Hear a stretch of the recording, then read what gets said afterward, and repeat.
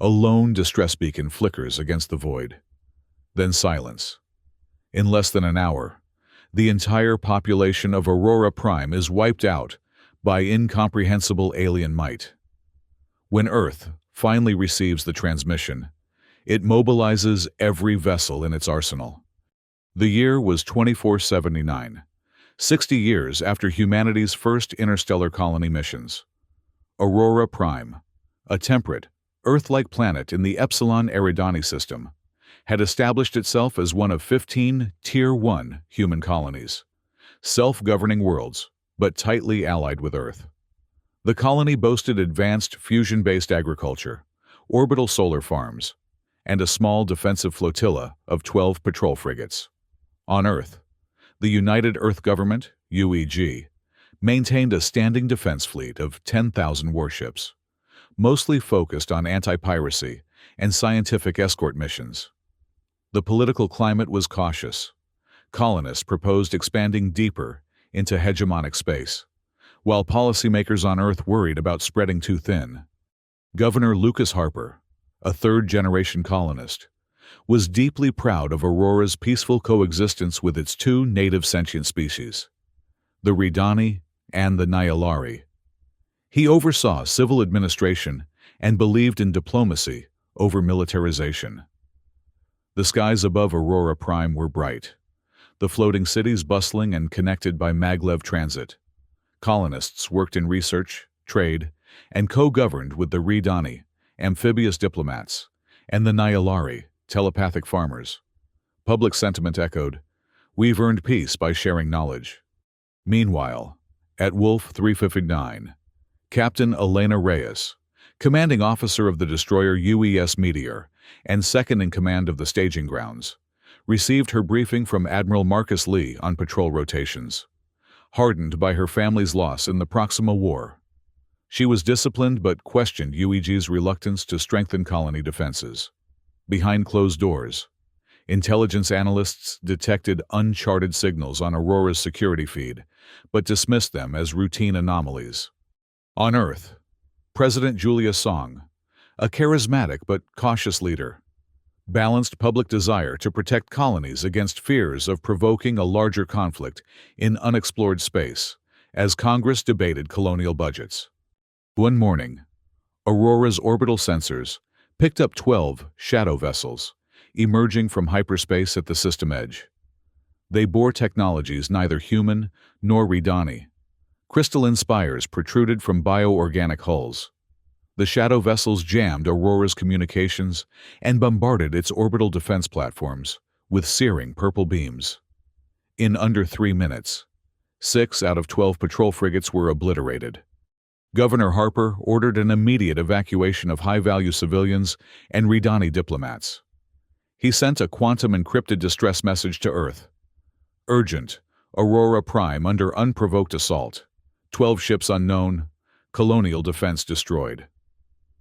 He dispatched Captain Tiyar, the Ridani liaison, and Lieutenant Mara Zhao, Aurora's head of security, to coordinate a desperate defense on the ground, activating orbital gun platforms and rallying the 12 civilian-converted fighters. Within 30 minutes, all orbital installations fell.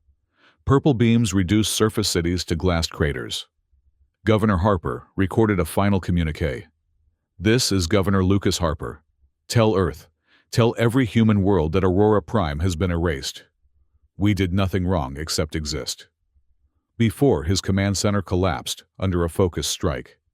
47 hours later, Captain Reyes intercepted Harper's last message at Wolf 359. She replayed it 5 times before alerting President Song, who called an UEG emergency council. Admiral Caney demanded an immediate surgical strike at the origin point of the vessels. Secretary of Defense Patel warned that unknown enemy strength could surpass UEG's capacity. Dr. Ingrid Miller, chief xenopsychologist, asserted that these attackers followed a doctrine of overwhelming force and likely expected Earth to stand down. Refusing to snatch defeat from the jaws of victory, President Song ordered Admiral Lee and Captain Reyes to begin Operation Vengeance. Mobilize every active-duty warship, reserve vessel, and civilian liner. At Wolf 359, fleets assembled. 10,000 active fleet warships, dreadnoughts, cruisers, destroyers, joined 15,000 reserve vessels. 50,000 civilian liners were refitted as armed transports. 100,000 freighters converted into missile carriers or mobile repair hulks. Each colony beyond Aurora, New Austin, Proxima Phi, Mars, Titan, sent patrol corvettes and miners re-equipped as gunships. In total, UEG summoned 700,000 hulls and over 200 million personnel. Admiral Bailey, a retired Proxima War hero, was recalled to coordinate supply chains across 15 systems, ensuring fuel, ammunition, food, and medical aid for 500,000 ships. Captain Reyes struggled with guilt. Are we sacrificing Earth's security just to avenge one colony? Vice President Castillo pressured Song to consider negotiations, arguing, "We do not yet know if this force threatens Earth." Dr. Muller's intelligence update suggested the attackers hailed from the Shadow Dominion, a militaristic alliance of 3 species that conquered dozens of systems. Their doctrine, absolutes of strength, they vaporized any settlement beyond the periphery of their self-declared sphere of dominance. Wolf 359 Defense Station transitioned into a massive shipyard. Engineers retrofit civilian hulls with point defense lasers. Scientists developed tainted plasma warheads, exploiting Shadow Dominion ship armor weaknesses. Commander Mara Zhao, seconded to Earth, argued for stricter training. Our crews have never faced a genuine enemy. They need a crash course in high-intensity combat. A reconnaissance flotilla of 300 Earth ships encountered 3 small Shadow Dominion corvettes, testing human reaction times at Proxima 5. The Shadow vessels retreated, but disabled 2 Earth destroyers before fleeing. It was a partial victory. Human plasma cannons pierced Dominion corvettes' hulls, a glimmer of hope. But the loss of 150 sailors dampened spirits. Captain Reyes ordered, "Target their retreat coordinates. Teach them we're not defenseless." On Earth, tension rose. Media hysteria spread as families of colonists on Aurora Prime clashed with isolationists. Vice President Castillo resigned, accusing Song of fanning the flames of vengeance. Captain Reyes comforted young recruits. "We fight not for revenge, but so no other colony vanishes unavenged." The attack on Centurion Guard Post began.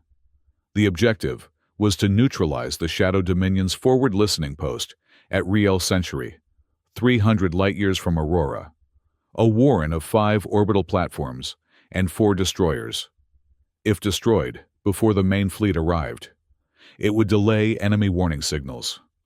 Reyes led a 2,000-ship vanguard, Task Force 5, composed of dreadnoughts, missile barges, and strike corvettes. Allied support came from Proxima Thifu's 200 escort frigates. Task Force 5 disabled Dominion sensor arrays with electronic warfare drones in a stealth approach. In the surprise strike, 50 heavy cruisers unleashed tainted plasma warheads. 2 platforms disintegrated instantly. The Dominion counterattack brought 100 Shadow vessels, including 5 Helix-class battlecruisers, which warped in as reinforcements. They emitted a subspace pulse, scrambling human shields. The battle devolved into close-quarters melee as human destroyers saturated with rapid-fire cannons closed in. A Helix battlecruiser breached the human vanguard's flank. Against her advisor's warnings, Captain Reyes ordered the UES Meteor to charge head-on, sacrificing its shields to ram the Dominion flagship. The collision crippled both vessels. The Helix-class cruiser drifted powerless. Human losses were heavy. 120 ships destroyed. 5,000 casualties. But the Shadow Dominion losses were significant too. 95 vessels destroyed. Forward listening post obliterated. The attack nearly dismantled the Dominion early warning grid for 6 light-years. It was a turning point. For the first time, the Dominion Home Command scrambled, realizing humanity is willing to pay any price. With Centurion neutralized, The 700,000-ship human fleet converged at Wolf 359. Admiral Reyes, now Vice Admiral, co-commanding with Admiral Bailey. Dr. Muller's intelligence revealed that the Shadow Dominion's core world, Nyxaris, lay 300 light-years further. Its defense grid consisted of 15,000 warships, heavily armored cruisers, and planetary orbital fortresses. The Dominion believed no species could mount an offensive of this scale. Alien races formerly subjugated by the Dominion, Zahirians, Kalulari, Jarathi, sent envoys to Wolf 359, pledging covert intelligence and sabotage teams in exchange for liberation. Human soldiers received letters from families of Aurora Prime and Proxima 5 victims, bolstering resolve. The battle plan. Operation Retribution was divided into phases. Phase 1, Sneak In, where advance fleets would break into 5 wings, each assigned a separate hyperspace corridor to minimize detection. Phase 2, Disruption, where covert Jarathi strike teams would infiltrate Dominion mining platforms to plant subspace scramblers, temporarily blinding Dominion long-range scanners. Phase 3, Full Assault, where over 700,000 ships would mass at Nyxaris orbital radius, with artillery bombardment from geosynchronous platforms targeting enemy dreadnoughts and fortresses. And Phase 4, Ground Liberation, where planetary assault brigades, 75,000 soldiers, and 2,000 drop pods would land to secure the capital city of Halix Prime. A radical isolationist faction on Earth attempted to sabotage fuel reserves at Wolf 359, believing diplomacy was still possible. Admiral Reyes uncovered the plot mid-operation. Security teams arrested conspirators, but the incident cost 10% of ship supplies, forcing rationing. On Earth, protests broke out. No more lives for vengeful war. President Song announced a no-civilians policy to minimize collateral. The populace grudgingly accepted. Captain Reyes nearly resigned when sabotage stalled the fleet. In a private holo-conference with Commander Mara Zhao, she acknowledged her fear of repeating Aurora's fate and recommitted to protecting every colony, even at Earth's expense. The battle for Nyxaris began. Human dreadnoughts, 2 kilometers in length, 150 gigaton yield, bombarded Nyxaris orbital bastions. 15,000 Dominion warships poured out to meet them. Despite archaic hyperdrive systems, they fought fiercely. The opening salvo saw 700,000 ships launch synchronized barrages. Millions of plasma torpedoes and missile volleys saturated Dominion shields. Thousands of enemy vessels were crippled in the first 10 minutes. Vice Admiral Reyes piloted the UES Meteor II, upgraded from her previous vessel, alongside Admiral Bailey's flagship, UES Retribution. They charged a Sovereign-class Dominion dreadnought Dark Spire. The Sovereign's fractal armor partially absorbed plasma hits, forcing Reyes to fire a prototype, Quantum Destabilizer, an experimental weapon that tore open the enemy hull at subatomic levels. The Dark Spire imploded from within. As orbital fortresses collapsed, human drop pods streaked through the atmosphere to secure the capital city. Brief but fierce urban combat ensued. Jarathi partisan squads joined, sabotaging Dominion ground defenses from within. Human casualties were enormous, approximately 15,000 ships lost, 1.2 million personnel, including allied Jarathi and Zahirians. The Dominion side suffered total collapse of their 15,000-ship defense fleet. Orbital fortresses vaporized, and their planetary city reduced to rubble. Emperor Zhilzar, as the last symbol of Dominion rule, refused to surrender. Cornered in his royal palace beneath the capital's domed spire, he broadcast a final defiant message before a special operations team captured him. With Zhilzar in custody and the Dominion High Command shattered, survivors hailed human forces as liberators.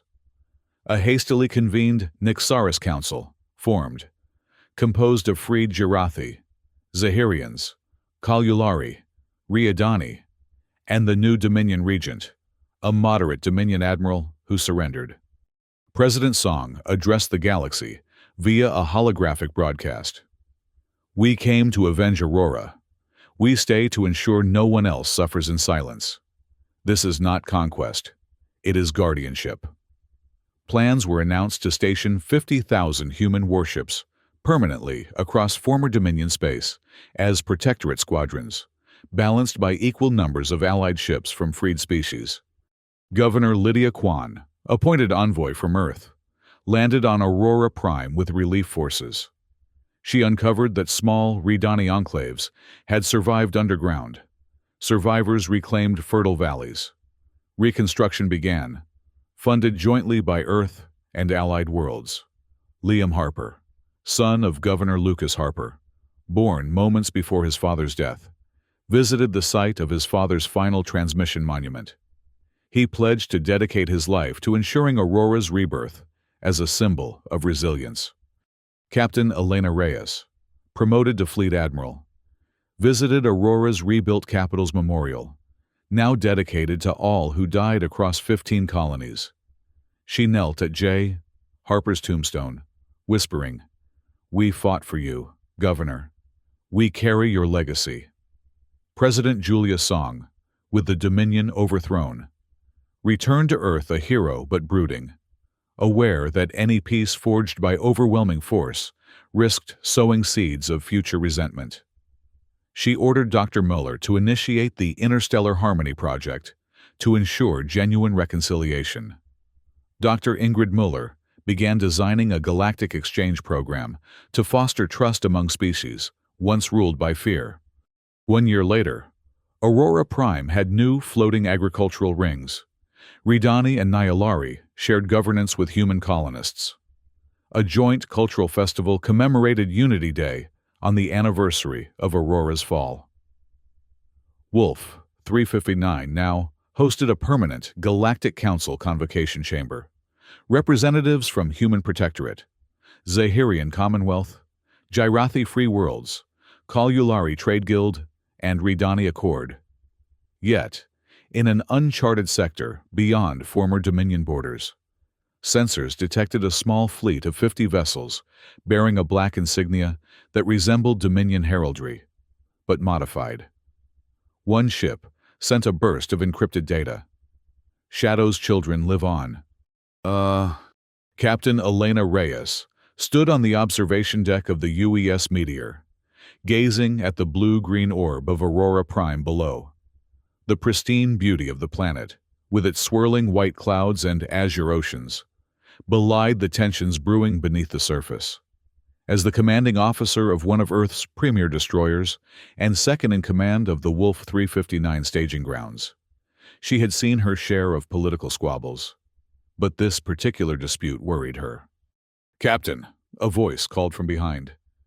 "Admiral Lee requests your presence in the briefing room." Reyes turned to face her executive officer, Lieutenant Commander Donovan. "On my way," she replied, taking one last look at Aurora Prime. Something about the planet nagged at her, an unsettling feeling she couldn't quite place. In the briefing room, Admiral Marcus Lee, a stern-faced man with graying temples, stood before a holographic display of the Epsilon Eridani system. His uniform bore the marks of decades of service, including the distinctive yellow ribbon of the Proxima War. "Captain Reyes," he nodded as she entered. "I've been reviewing the patrol rotations for the outer colonies. The UEG has approved our request for 3 additional corvettes in the Epsilon Eridani sector, but they've denied the request for a permanent cruiser presence." Reyes frowned. 3 corvettes? That's hardly sufficient to secure a system with 15 million colonists. "It's all we could get," Lee replied, his expression grim. "The Budget Committee feels our resources are already stretched thin."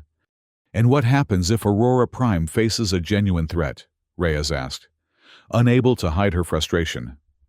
12 patrol frigates won't stand a chance against any organized attack. The committee believes that the diplomatic relationships Governor Harper has cultivated with the native species offer adequate protection. Lee's tone suggested he didn't entirely agree with this assessment. Reyes thought of her family, her parents, and younger brother, all lost in the Proxima War when raiders allied with unknown aliens attacked their research outpost. She had been away at the academy then, training to defend exactly the kind of settlement that had been left vulnerable. "Admiral," she said carefully, "I respect Governor Harper's accomplishments, but diplomacy only works when both sides value peace. We know nothing about what lurks in the unexplored regions beyond Epsilon Eridani." Lee sighed, running a hand over his face. "I share your concerns, Captain, but these decisions aren't made by those of us who've seen combat."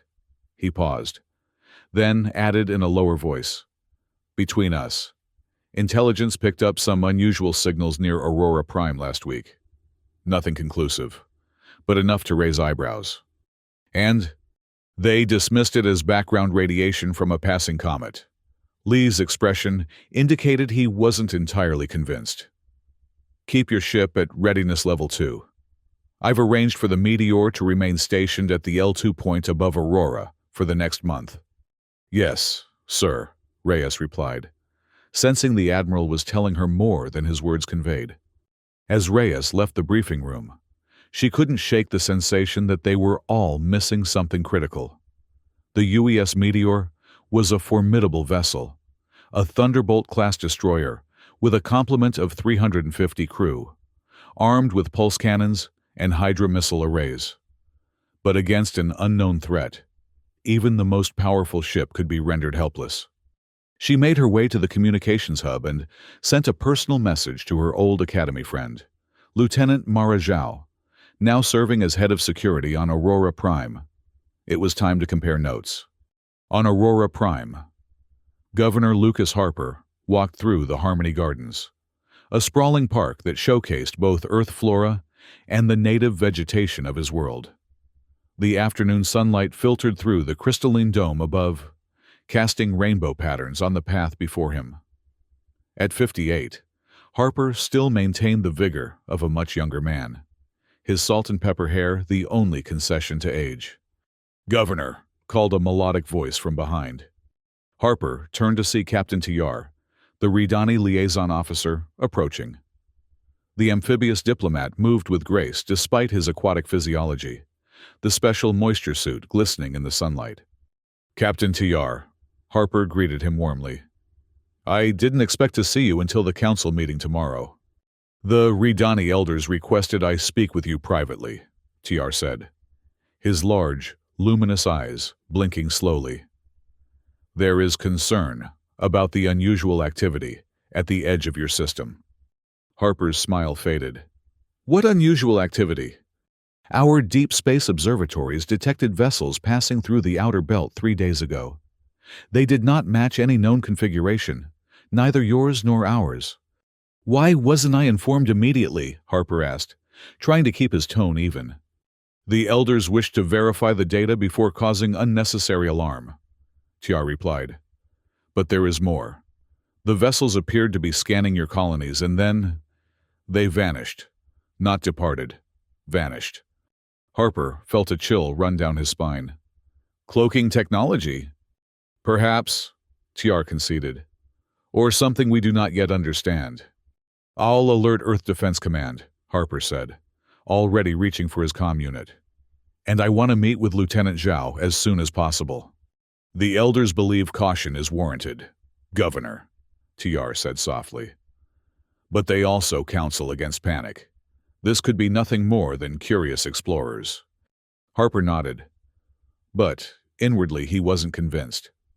3 generations of his family had helped build Aurora Prime from a frontier outpost into a thriving world. His grandfather had always told him that the cosmos was filled with wonders and dangers. Peace through preparedness had been the old man's motto. As Harper made his way back to the Central Administration Tower, the maglev trains glided silently above the city's crystal spires. Colonists moved about their daily routines, blissfully unaware of the potential threat lurking at the edges of their star system. The floating agricultural platforms cast moving shadows across the residential districts, where humans lived alongside Ridani enclaves and Nyalari communes in apparent harmony. But as the governor entered his office and activated the secure communication channel to Earth, he couldn't help but wonder if Aurora Prime's peaceful existence was about to be shattered. On Earth, President Julia Song sat in the Oval Office of the new White House in New Geneva, reviewing the latest colonial development reports. At 48, she had become the youngest president in the United Earth government's history.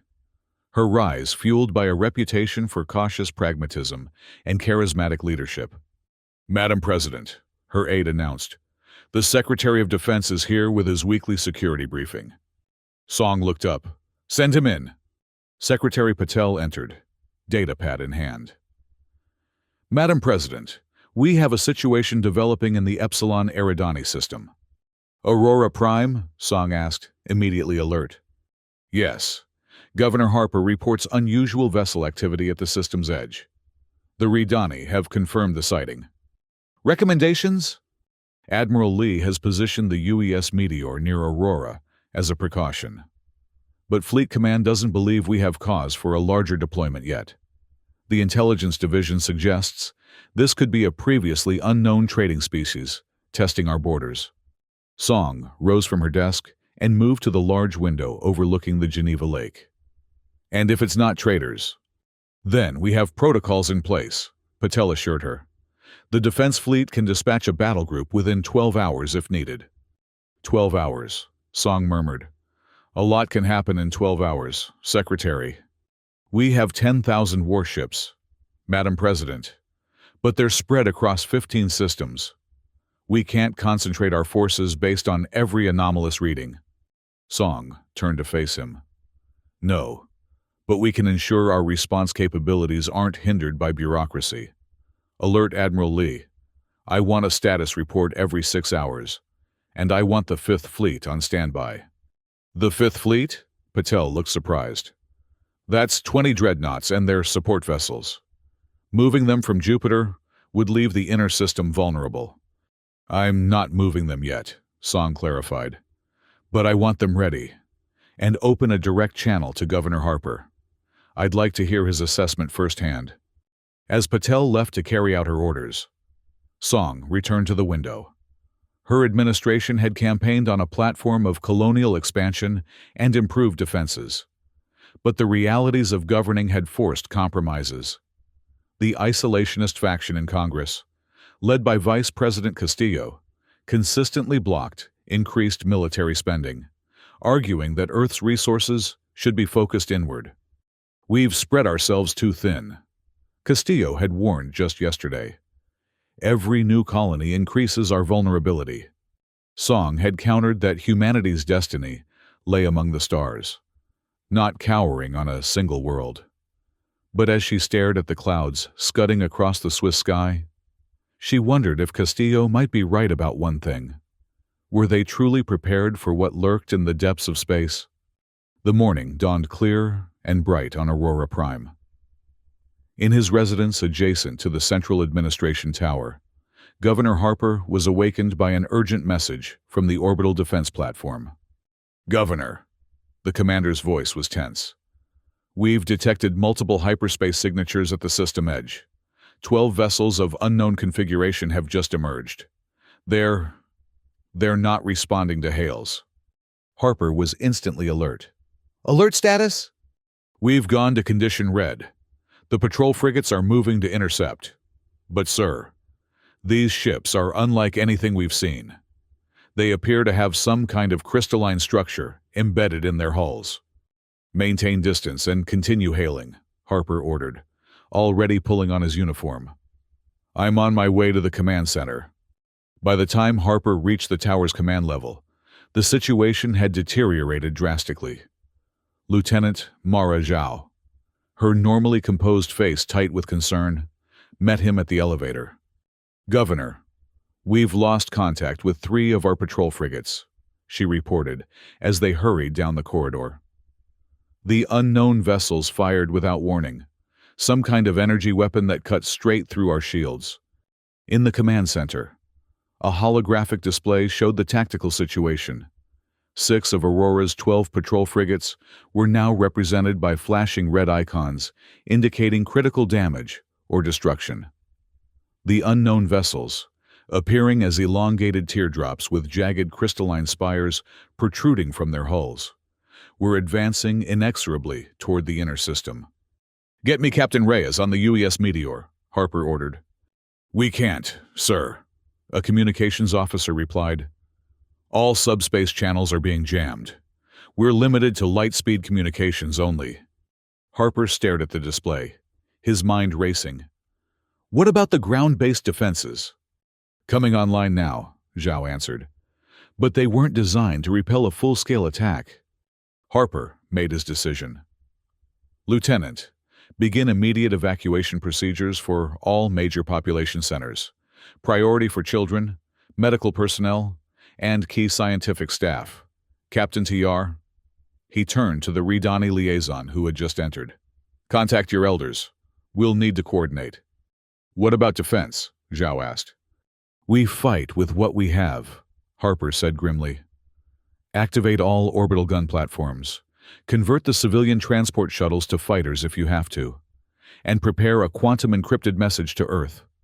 As Zhao hurried to carry out his orders, Harper composed the distress call. "Urgent. Aurora Prime under unprovoked assault. 12 ships unknown. Colonial defense destroyed. Request immediate military response. Harper, out." He encoded the message with his personal quantum key, a security measure that would prove to Earth that the message was genuine, and transmitted it on all emergency frequencies. The speed of light would carry it to Wolf 359 in just under 2 days. And from there, the UEG's quantum relay network would deliver it instantly to Earth. But that would be too late for Aurora Prime. Outside, purple beams of energy lanced down from the sky, slicing through the colony's orbital defenses like paper. The civilian transports, hastily converted to fighters under Zhao's direction, rose to meet the attackers, a brave but futile gesture. On the ground, panic spread as the evacuation sirens wailed across Aurora City. In the command center, Harper watched as, one by one, the colony's defensive systems failed. The orbital gun platforms, designed primarily to destroy asteroids and space debris, proved ineffective against the advanced shielding of the attackers. "Sir," Zhao reported, her voice steady despite the chaos around them. "The evacuation transports are launching, but at current rates, we can only evacuate about 10% of the population before those ships reach orbital insertion." "Concentrate on the children," Harper said softly. "And the Ridani enclaves near Mount Lysara. Their underground aquifers might provide shelter." TR nodded, his usually bright skin now pale with stress. "I have already sent word. My people are opening the deep caverns." A tremendous explosion rocked the command center. Outside, one of the crystalline ships had positioned itself directly above Aurora City. Its purple beam swept across the metropolis like a scythe, leaving nothing but molten glass in its wake. "Governor," Zhao urged, "we need to get you to a secure location." Harper shook his head. "My place is here, Lieutenant. But you should go. Coordinate the ground defense. Try to buy time for the evacuees." For a moment, Zhao looked as though she might argue, but a soldier's training won out. She saluted crisply and departed, taking Captain TR with her. Alone in the command center, the staff having been ordered to evacuation stations, Harper recorded one final message as the world burned around him. His voice was steady, his eyes clear as he faced the camera. "This is Governor Lucas Harper. Tell Earth, tell every human world that Aurora Prime has been erased. We did nothing wrong except exist. Remember us. Avenge us." As he finished, a blinding purple light filled the command center. In his final moments, Lucas Harper stood tall, facing the end with the dignity that had defined his life. 47 hours later, Captain Elena Reyes was on the bridge of the UES Meteor, reviewing the latest patrol data from the Wolf 359 outpost, when her communications officer called out, Captain, priority message coming in from Aurora Prime. On screen, Reyes ordered, swiveling her chair toward the main display. The message was fragmented, garbled by interference, but Harper's face was clear enough, as was his desperate plea.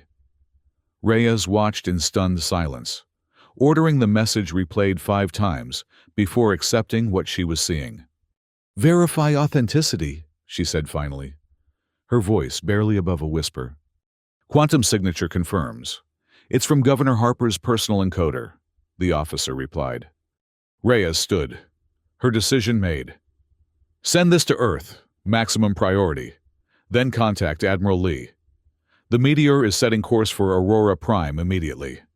"Captain," her XO cautioned, "regulations require approval before—" "Noted, Commander," Reyes cut him off. "But I will not sit idle while a human colony burns. Plot the course." As the meteor prepared for hyperjump, Reyes sent a personal message to President Song. "Madam President, I have received a distress call from Aurora Prime indicating total colony loss. I am proceeding to investigate with the UES meteor. Recommend full military mobilization. This is not a drill. Captain Elena Reyes." On Earth, the emergency meeting of the UEG Security Council was already underway when Reyes's message arrived. President Song sat at the head of the table, her face ashen as she listened to the reports. "The quantum signature is authentic," Secretary Patel confirmed. "Aurora Prime has fallen." "How is this possible?" Vice President Castillo demanded. "A single colony wiped out without warning?" "Not without warning," Admiral Caney, the fleet commander, corrected. "We had indications of unusual activity, but they were deemed non-threatening." "By whom?" Song asked, her voice dangerously quiet. No one answered immediately. Finally, Dr. Ingrid Muller, the chief xenopsychologist and head of the Alien Cultures Division, spoke up.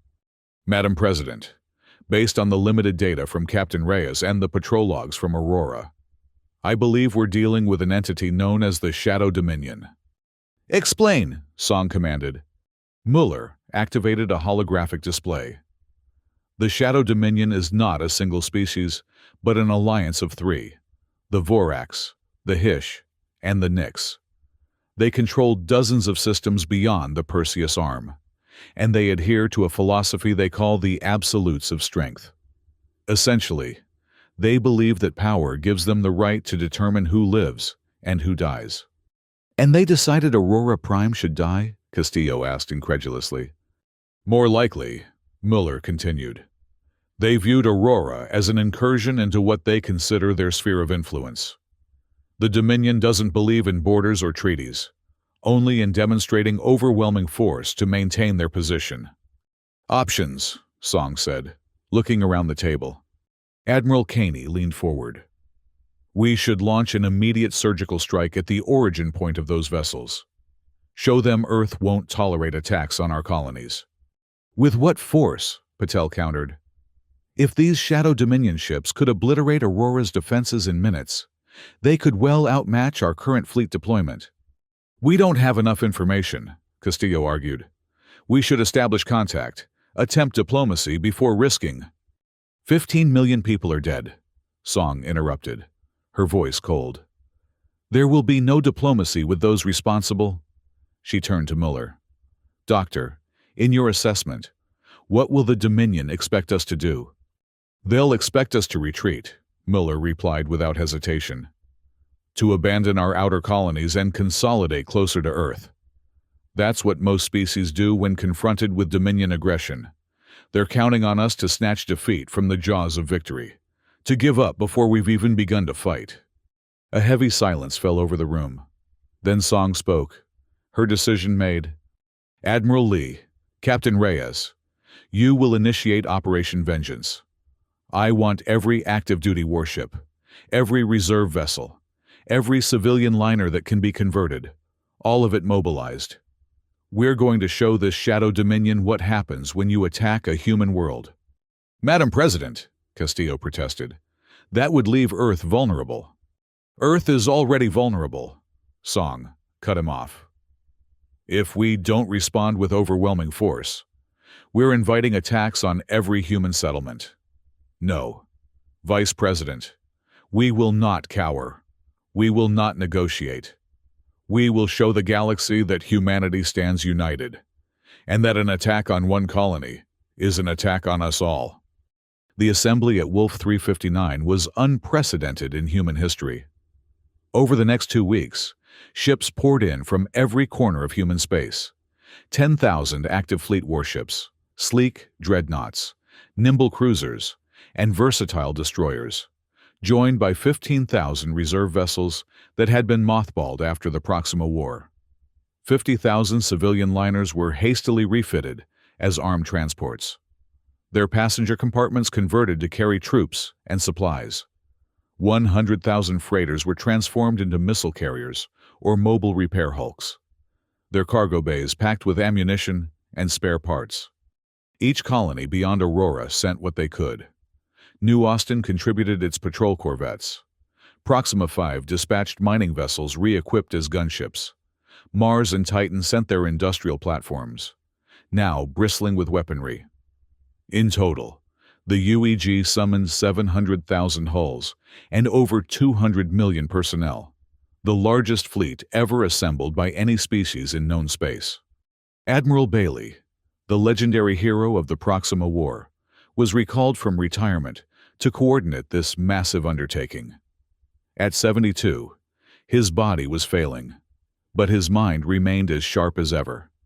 From his command post on the Wolf 359 station, he directed a logistical miracle, ensuring fuel, ammunition, food, and medical supplies for 500,000 ships spread across 15 systems. "It's not just about getting them there," he explained to Captain Reyes, now promoted to admiral following her initiative in responding to Aurora's distress call. "It's about keeping them fighting once they arrive. One ship without ammunition is just a very expensive coffin." Reyes nodded, though inwardly she wrestled with doubt. "Are we sacrificing Earth security just to avenge one colony?" she asked during a private meeting with Bailey. The old admiral fixed her with a penetrating gaze. "This isn't about vengeance, Elena. It's about survival.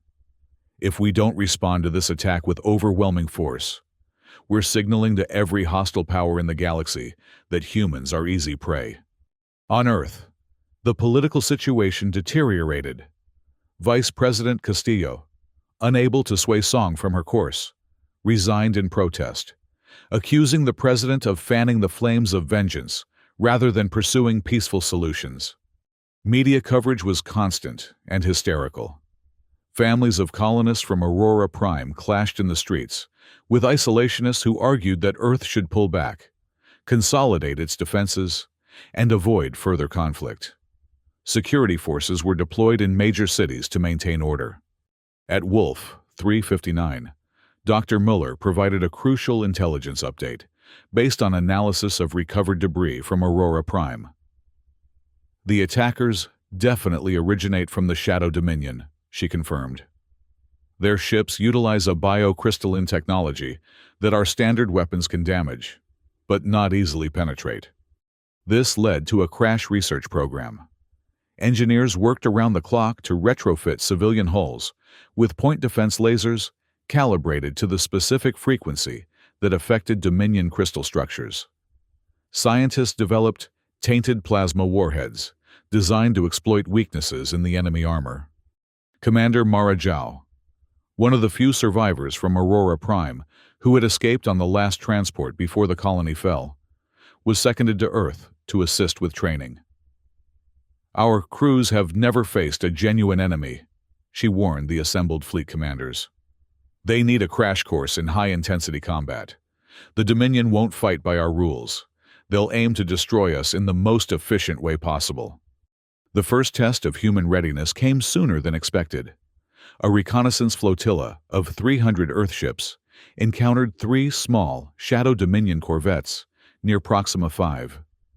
The enemy vessels appeared to be testing human reaction times and defensive capabilities. The resulting skirmish was brief but instructive.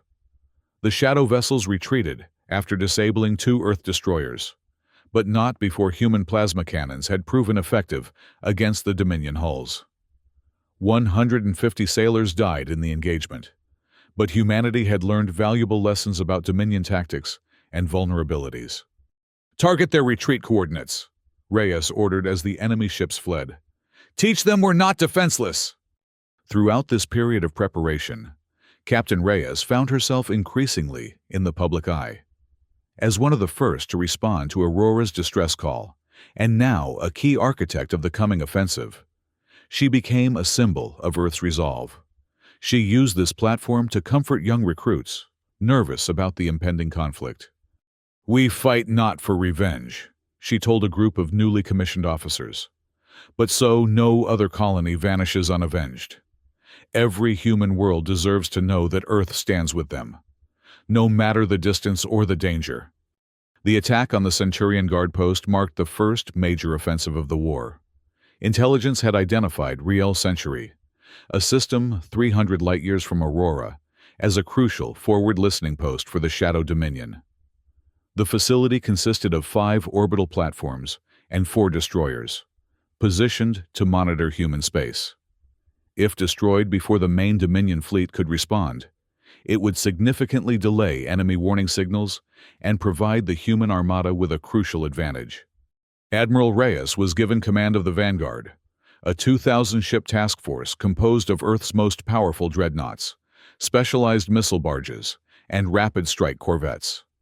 Supporting this main force were 200 escort frigates from Proxima 5, manned by crews eager to prove themselves after their colony's brush with Dominion scouts. Task Force 5 will approach using stealth protocols, Reyes explained at the final briefing. "Our electronic warfare drones will disable their sensor arrays, giving us a window of approximately 3 minutes before their backup systems engage. During that window, our heavy cruisers will unleash tainted plasma warheads against their platforms." The operation began flawlessly. Task Force 5 dropped out of hyperspace at the extreme edge of the Riel Century system, electromagnetic scramblers already active. The Dominion sensors were blind to the approaching armada until it was too late. 50 heavy cruisers unleashed their payload, and 2 of the orbital platforms disintegrated instantly, their crystalline structures shattering under the precisely calibrated assault. But the Dominion response was swift and violent. 100 shadow vessels, including 5 massive Helix-class battlecruisers, warped in as reinforcements. They emitted a powerful subspace pulse that scrambled human shields, leaving many vessels momentarily vulnerable. The battle devolved into a chaotic melee.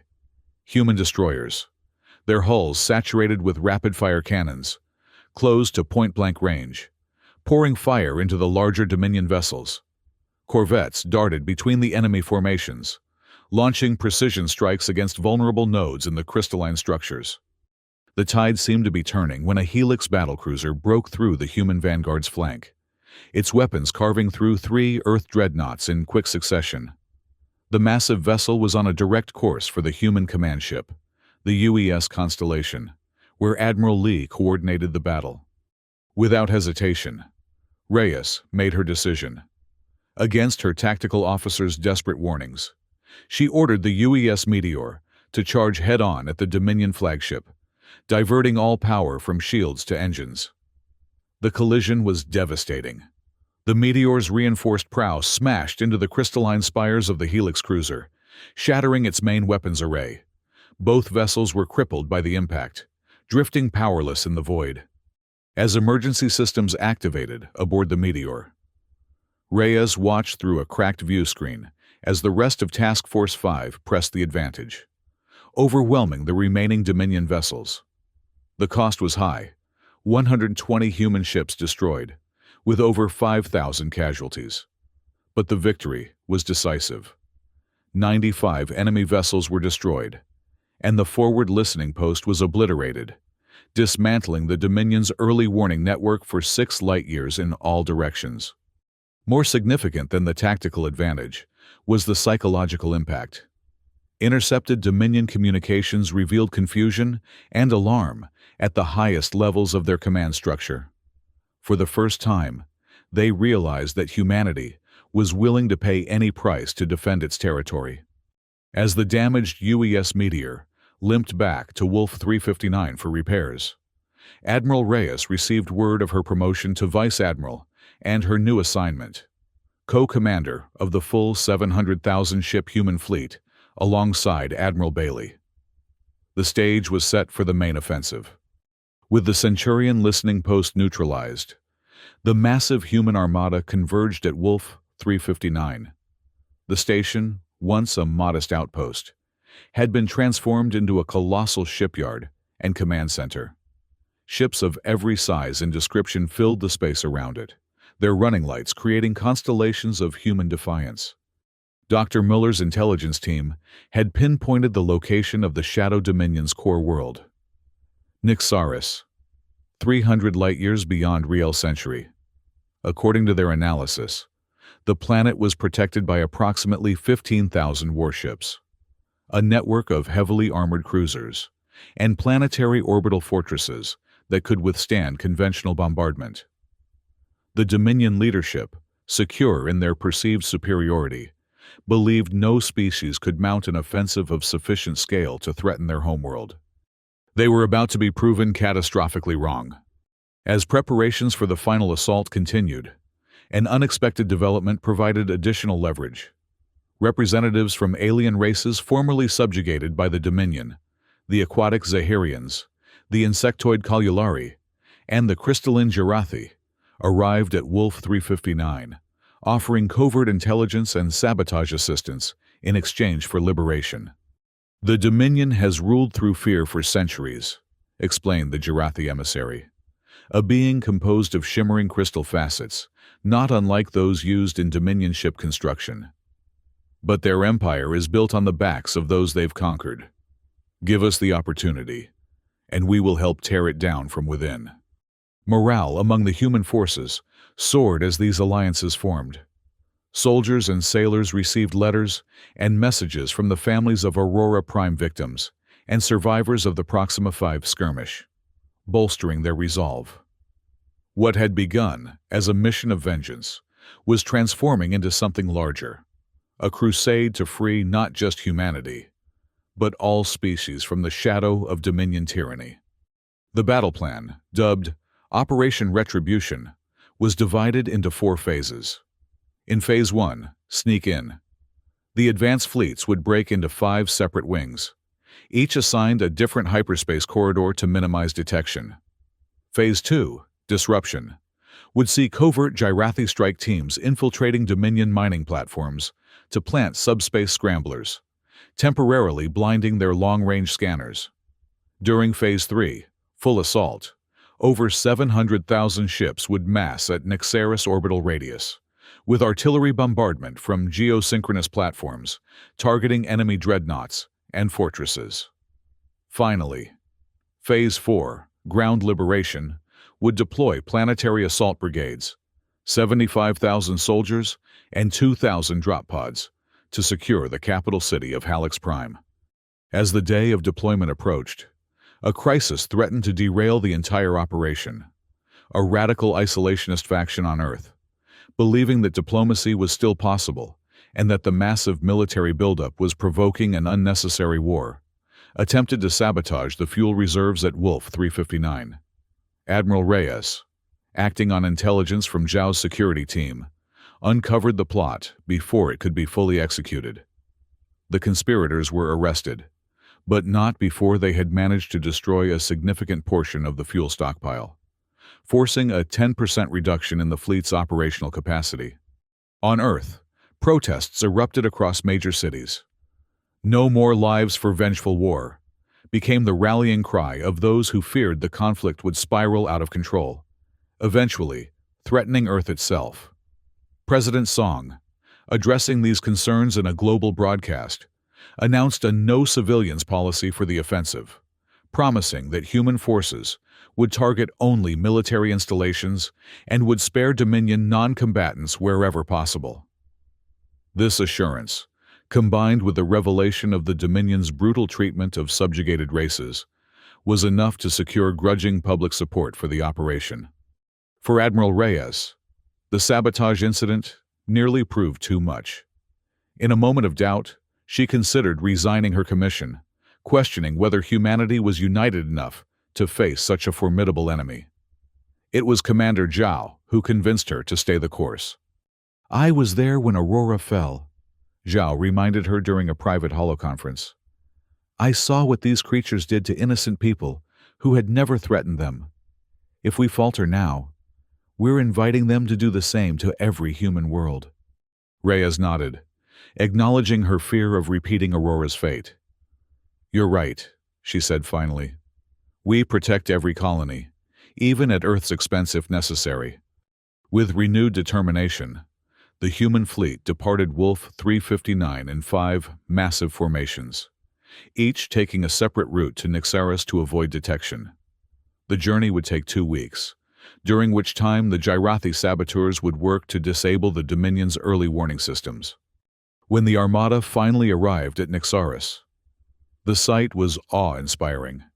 The Dominion homeworld, a desert planet with black glass spires jutting from red dunes, was surrounded by 16 orbital fortresses, massive structures bristling with weapons emplacements. But it was the human fleet that dominated the view. 700,000 ships arranged in a sphere around the planet, blocking out the stars with their sheer numbers. The battle began with a synchronized barrage from the human dreadnoughts, each vessel over 2 kilometers in length, capable of delivering payloads with a yield of 150 gigatons. The bombardment targeted Nyxaris's orbital bastions, overwhelming their defenses through sheer volume of fire. As expected, the 15,000-ship Dominion defense fleet poured out to meet the attackers. Despite their archaic hyperdrive systems, the Dominion vessels fought with ferocious determination, their crystalline weapons slicing through human formations. But they were hopelessly outnumbered. 700,000 ships launched synchronized barrages, millions of plasma torpedoes and missile volleys saturated Dominion shields. Thousands of enemy vessels were crippled in the first 10 minutes of the engagement. At the heart of the battle, Vice Admiral Reyes piloted the UES Meteor II, an upgraded version of her previous command vessel, alongside Admiral Bailey's flagship, the UES Retribution. Together, they charged directly at the Dark Spire, a Sovereign-class Dominion dreadnought that served as the enemy flagship. The Sovereign's fractal armor partially absorbed the plasma hits directed at it, deflecting energy that would have vaporized lesser vessels. Realizing conventional weapons wouldn't be enough, Reyes made the call to deploy the prototype Quantum Destabilizer, an experimental weapon that tore open matter at the subatomic level. The risk was enormous. If the weapon malfunctioned, it could create a cascade of miniature black holes that would threaten both fleets. But the alternative was to allow the Dark Spire to continue decimating human ships. The Quantum Destabilizer fired, its beam invisible to the naked eye, but devastating in its effects. The Dark Spire seemed to implode from within, its crystalline structure collapsing as the very atoms that composed it were torn apart. The Dominion flagship disintegrated, sending a shockwave of terror through the enemy fleet. As the orbital battle raged, human drop pods streaked through Nyxaris's atmosphere, each carrying elite assault troops targeted at the capital city of Halix Prime. The urban combat was brief, but fierce, with Gyrathi partisan squads emerging from hiding to sabotage Dominion ground defenses from within. By the time the dust settled, the human victory was complete, but costly. Approximately 15,000 ships had been lost, along with 1.2 million personnel, including allied Gyrathi and Zahirians. The Dominion side had suffered total collapse, their 15,000-ship defense fleet destroyed, orbital fortresses vaporized, and planetary cities reduced to rubble. Emperor Gilzar, the last symbol of Dominion rule, refused to surrender despite the overwhelming defeat. Cornered in his royal palace beneath the capital's domed spire, he broadcast a final defiant message to his people. The Dominion does not yield. Even in death, we are superior. A special operations team captured him moments later, bringing an official end to the conflict. With Gilzar in custody and the Dominion High Command shattered, survivors across the former empire hailed human forces as liberators. A hastily convened Nixaris Council was formed, composed of representatives from the freed Jarathi, Zahirians, Kalulari, Ridani, and even a moderate Dominion admiral who had surrendered early in the conflict and now served as regent for his people. President Song addressed the galaxy via a holographic broadcast from Earth. "We came to avenge Aurora. We stay to ensure no one else suffers in silence. This is not conquest. It is guardianship." Plans were announced to station 50,000 human warships permanently across former Dominion space as Protectorate squadrons, balanced by equal numbers of allied ships from the newly freed species. On Aurora Prime, reconstruction began in earnest. Governor Lydia Kwan, appointed as Earth's envoy to the devastated colony, landed with relief forces to discover that small enclaves of Ridani had survived the attack by retreating to underground aquifers. Human survivors, too, began to emerge from hidden bunkers and remote outposts that had escaped the initial bombardment. Together, they reclaimed the fertile valleys of Aurora, rebuilding not just structures, but a new society forged in shared hardship. Liam Harper, son of Governor Lucas Harper, and born just moments before his father's death during the attack, visited the site of his father's final transmission. A monument had been erected there, a simple stone obelisk inscribed with the elder Harper's last words. Though only a year old, the child was already a symbol of Aurora's resilience. His guardian, Captain Tiar, pledged that the boy would grow up knowing his father's courage and would dedicate his life to ensuring Aurora's rebirth as a beacon of hope. Fleet Admiral Elena Reyes, her promotion now permanent, visited Aurora's rebuilt capital for the dedication of a memorial to all who had died across the 15 colonies during the conflict. The ceremony was solemn but hopeful, attended by representatives from every human world and their alien allies. As twilight fell, Reyes knelt at J. Harper's tombstone, away from the crowds, and whispered words meant only for him. "We fought for you, Governor. We carry your legacy." On Earth, President Song returned a hero, but her private moments were clouded by introspection. The victory had been absolute, the Dominion overthrown. But she was acutely aware that any peace forged by overwhelming force risked sowing seeds of future resentment.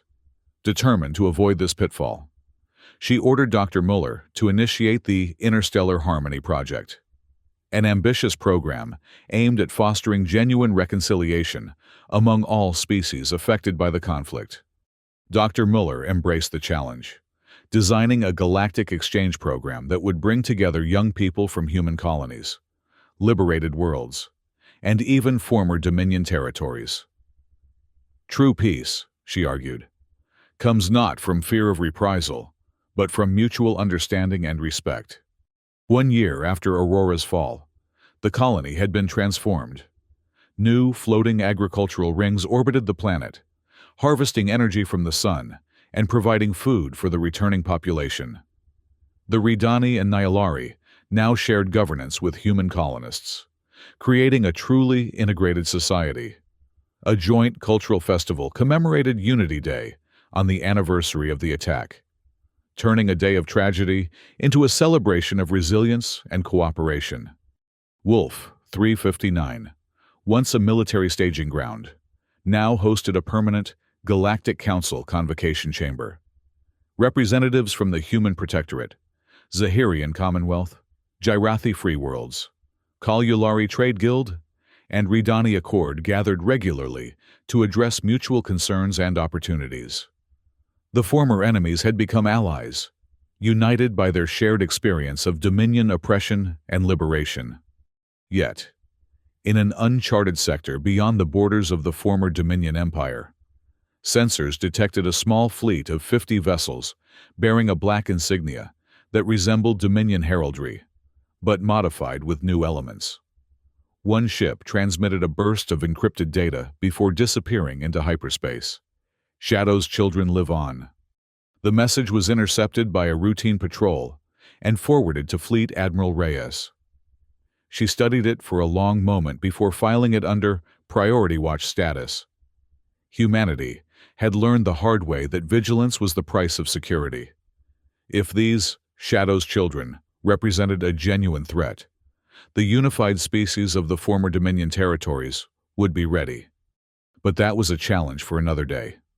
For now, Aurora Prime's rebuilt beacon shone brightly in the night sky, a symbol of humanity's indomitable spirit and a warning to any who might threaten its colonies again.